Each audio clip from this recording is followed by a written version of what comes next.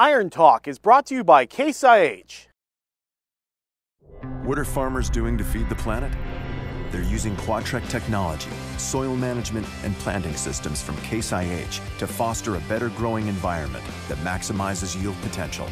Visit caseih.com to be ready.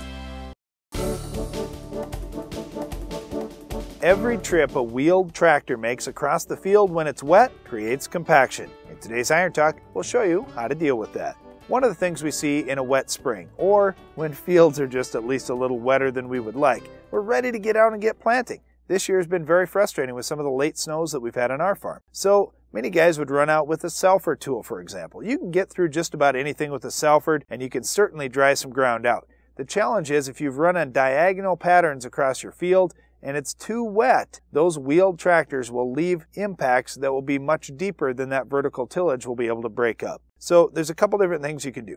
First of all, you can switch to something like a Quadtrek or use a tracked machine. So you're going to create a little less compaction.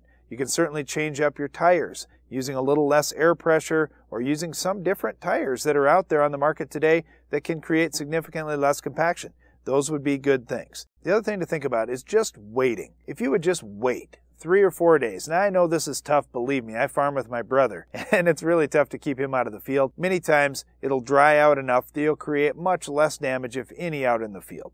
So just use caution this spring. And I realize you want to get going, you want to get things dried out. But remember, every trip you're making across that field with a wheeled tractor is going to create compaction. You have to pay specific attention to which wheels are on there and what the air pressure is, or switch to a tracked tractor to try and reduce compaction in your fields. That's all for today's Iron Talk, and now back to the show.